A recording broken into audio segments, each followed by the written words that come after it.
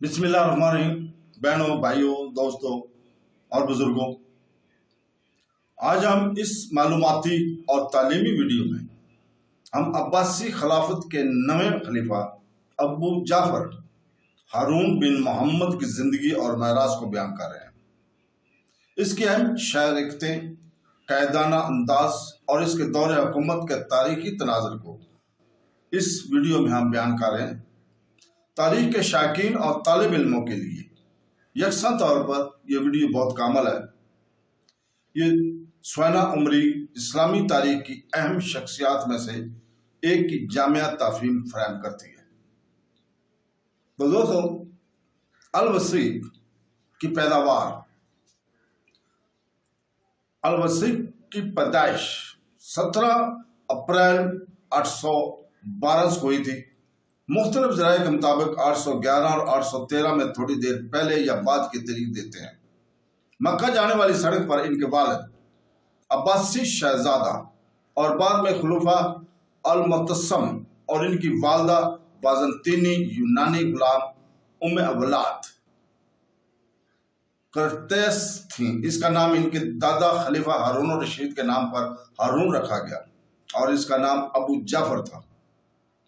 अल-वसीक की इब्तदाई जिंदगी बमैन इसलिए कि इसके वालिद इब्तदा में एक जूनियर शहजादा थे जिनकी जानशीनी की अमकानात नहीं थे, जिसकी वजह से इसकी शोहरत में इजाफा हुआ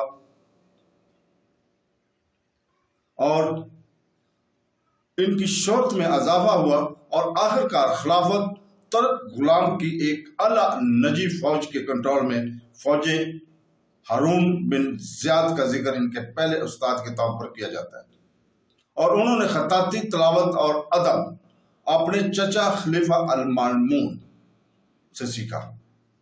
बाद में ज़राए ने इसे इसके इल्मी और इखलाकी शख्सियत की वजह से छोटा मामून का लक़ब दिया।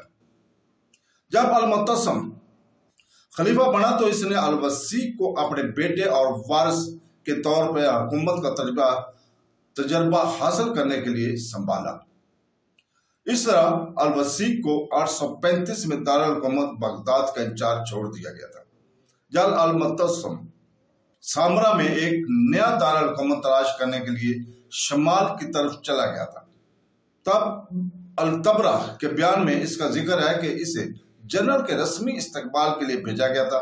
अल-फशीन 838 में मौजूदा ईरान में बाबिक खुरमुद्दीन की बगावत को दबाने से अपनी फाताना वापसी के दौरान और इसी साल के अमरीन मुहिम के दौरान अपने वालिद के नायब के तौर पर पीछे रह गए। इसके बाद अल-वसीक का जिक्र 841 में अल-फशीन के पास फलों का एक प्याला लाने के तौर पर किया गया, जो अब ज़लील और कैद है इस खौफ से कि इस फल को जहर दिया गया। अफशीन ने इसे कबूल करने से इनकार कर दिया और खलीफा को पैगाम पहुंचाने के लिए किसी और को तलब किया।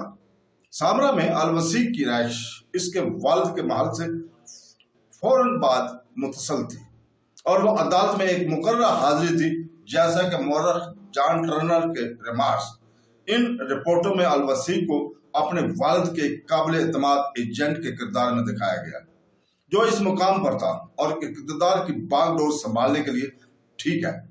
दूसरी तरफ अल-वसीक को कभी भी फौजी कमान नहीं दी गई थी और साबका अब्बासी तर्ज अमल से हटकर अमरीन मुहिम में भी हिस्सा नहीं लिया था।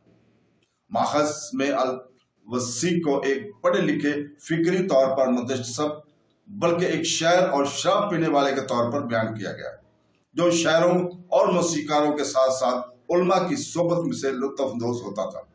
इसका मुख्तसर दौरे हुकूमत अपने वालिद अल-मुतस्सम की पॉलिसियों के तसलसल में से एक था, क्योंकि इक़्तिदार इन्हीं ओहदेदारों के हाथ में रहना था जिन्हें अल-मुतस्सम ने मुकर्रर किया था। हुकूमत की अहम वाक़यात बगावतों को दबाने थे।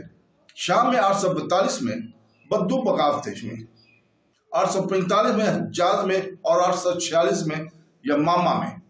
आर्मीनिया को कई सालों में पुरसुकून करना पड़ा और सबसे बढ़कर यह कि एक नाकाम बगावत हुई खुद बगदाद 846 में अहमद बिन नसर अल-गज़ाई के मतहत मुअख्खर जिक्र मुतज़ल्ली के जरिए الوسی کی مسلسل حمایت اور مخالفین کو جڑ سے اکھاڑ پھینکنے کے لیے اس کی منہا کہ دوبارہ فعال ہونے سے منسلک تھا۔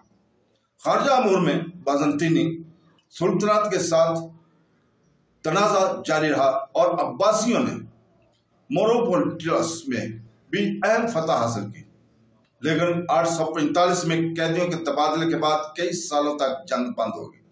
الوسی کا کردار دیگر ابتدائی عباسی خلفاء کے مقابلے میں نسبتاً غیر واضح ہے۔ ایسا معلوم ہوتا ہے کہ وہ دربار کی عیش و عشرت میں مصروف حکمران، ایک قابل شاعروں اور موسیقاروں کا سرپرست ہونے کے ساتھ ساتھ علمی مشاغل میں دلچسپی بھی ظاہر کرتا ہے۔ الوسی کی غیر متوقع موت نے جانشینی کو بے حال کر دیا۔ الوسی کے بیٹے المتدی کو ان کی جوانی کی وجہ سے انتقال کر گیا تھا اور اس کی سوتیلے بھائی المتقول کو سرکردہ حکام کے ایک گروہ نے اگلا خلیفہ منتخب کیا تھا۔ تو دوستو، کل ہم عباسی خلافت کے نویں خلیفہ الوسی کا دور بیان کریں گے۔ اللہ حافظ۔